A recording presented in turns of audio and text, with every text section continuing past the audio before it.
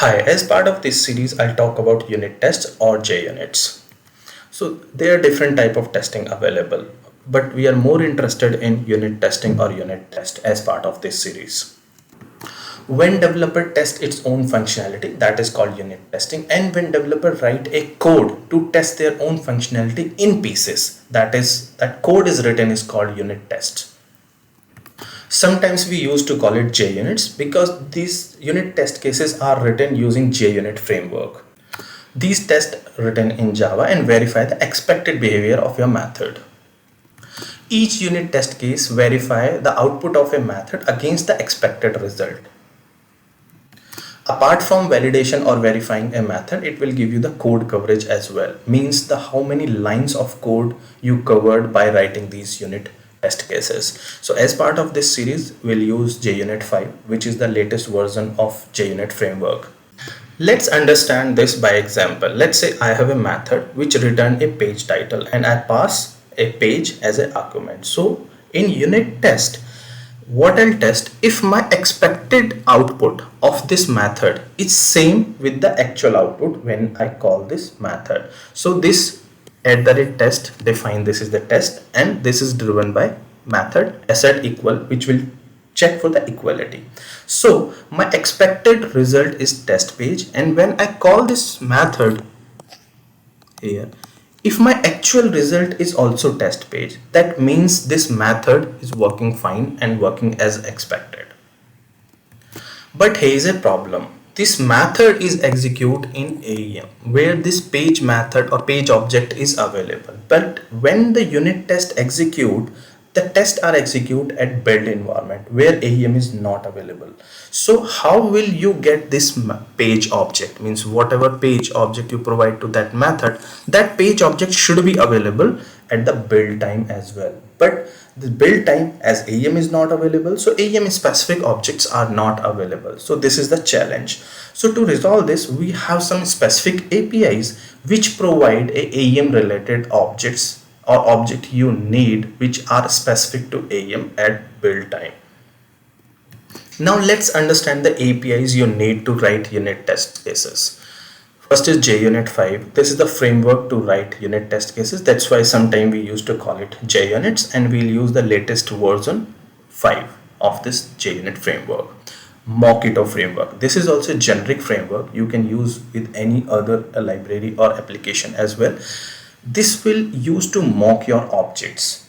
In layman terms, this will use to provide you dummy objects. Let's say you need a service and that service is not available at build time. So you will mock this service using this Mockito framework. This is not AEM specific. You can use with any of the technology.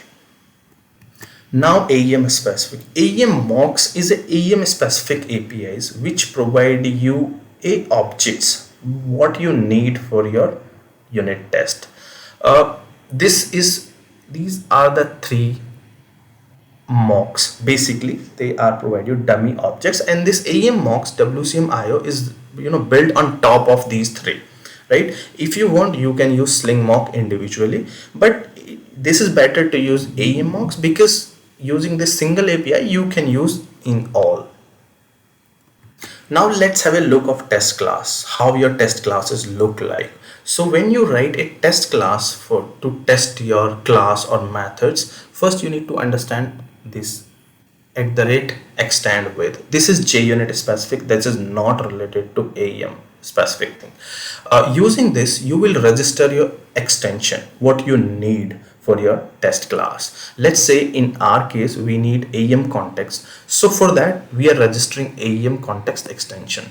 In case you need Mockito, so you can register Mockito extension as well using this @extend with. This is a JUnit specific extension annotation.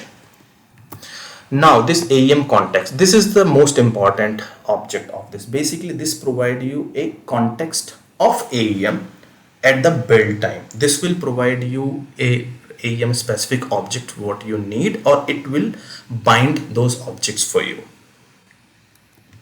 then you will be creating the object of the class what you need to test, means the method of a class what you need to test. There's a different ways I'll show you in actual tutorials. You can straight away create objects, or you can register using AEM context.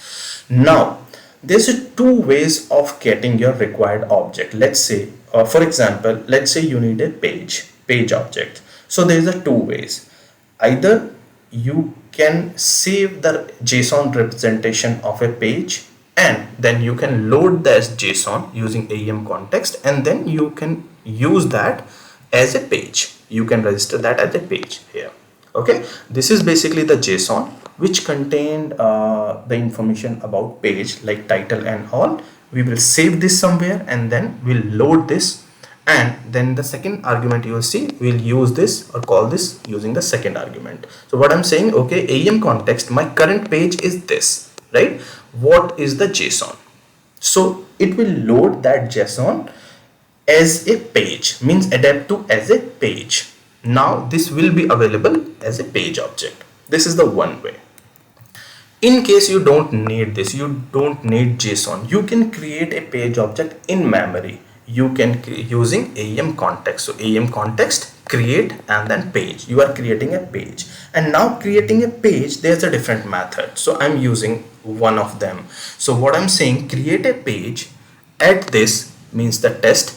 This is my template. You can have any template because you are not going to use, you are just creating an object for it, and the title is Geeks page. So using this, you will be creating a page object in memory at a build time. Now let's test this unit test method. So at the rate test define, it's a unit test method. Name is not important, annotation is important. Okay, so now I show here the different way. Now I'm checking, okay, my expected output is Geeks page, and my actual output, if my actual output is also Geeks page, that means this method in service what I showed you earlier is working fine. So how will know the expected output? Because we are the one who providing this object here. So we pass this object here, and we call the method of actual class. See, we created a class here, means object of the class, and using this object we are calling this method here. So that means we are calling actual method, but we are passing our own object as an argument, and we know what is the title. So what will do, asset equal means it will check for the equality. We are saying, okay, expected output is Geeks page, and if by executing this method, if the actual output is also Geeks page, that means our method is working fine. That means this method is passed. Now there's a one more point. Now this AEM context provide you only Sling related APIs, right? But let's say you need other APIs, you need JCR APIs. For that, there's a different version of AEM context. Basically, while creating this context, AEM context, you can pass in a different option, right? You can pass in resource resolver type .jcr mocks. If you use now, this AEM context will provide you a JCR related objects as well, or you can pass on Oak if you are writing queries.